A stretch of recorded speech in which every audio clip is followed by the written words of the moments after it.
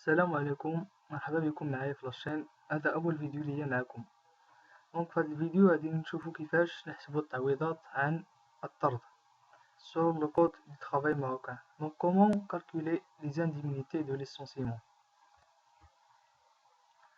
اولا نبداو بالتعويض عن الضرر اللي هو دوماج انتيغي، et puis prime d'ancienneté علاوة الأقدمية، ديري دو بريافي، التعويض عن الإخطار، les jours fériés، كيفية احتساب التعويض عن المناسبات والأعياد.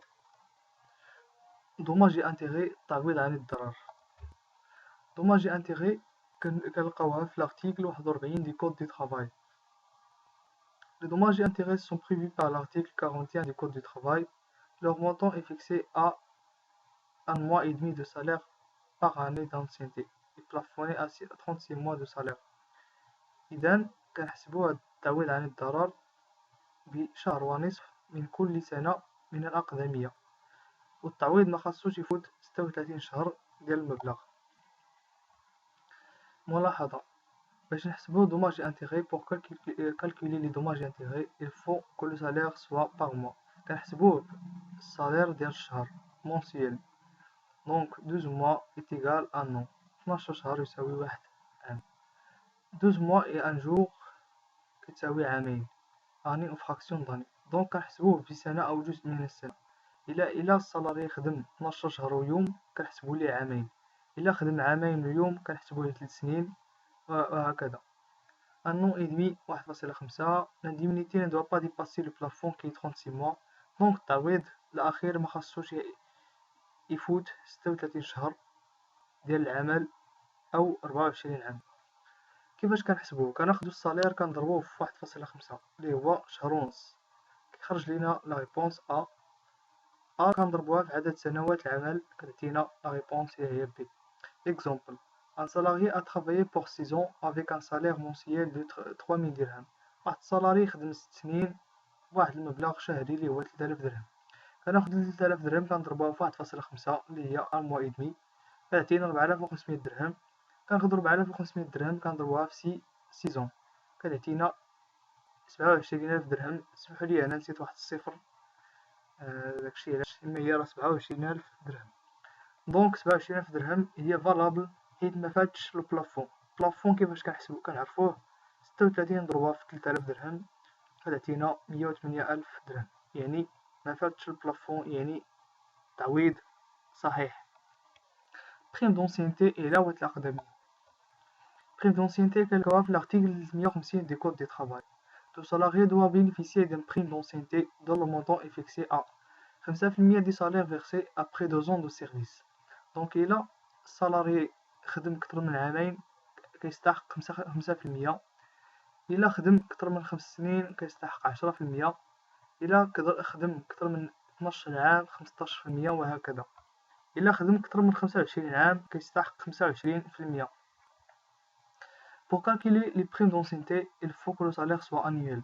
prime d'ancienneté كنحسبوه بالصالير السنوي annuel، يعني الصالير ديال الشهر كنضربوه في 12.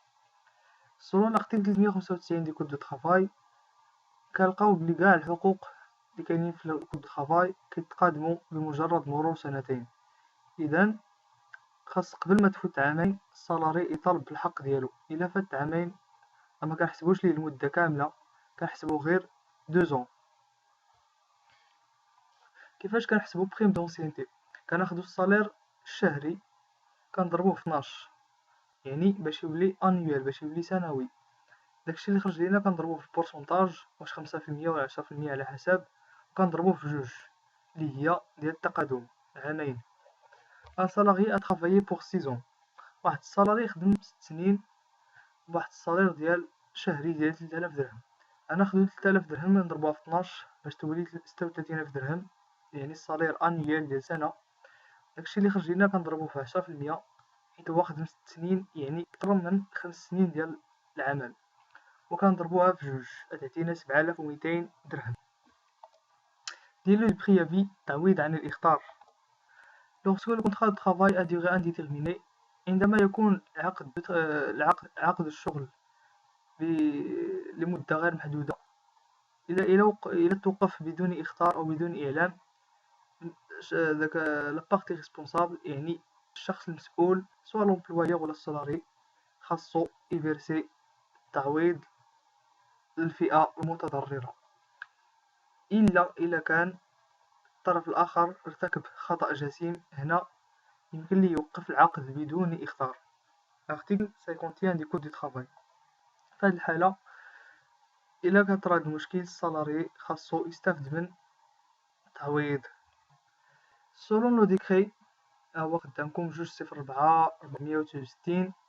إذا كنلقاو بلي عندنا لي زومبلويي إي لي كادر. لي زومبلويي إلا خدمو قل من عام كيستافدو من 8 جوغ 8 جوغ، خدمو من عام حتى 5 سنين كيستافدو من شهر، خدمو كتر من 5 سنين كيستافدو من شهرين.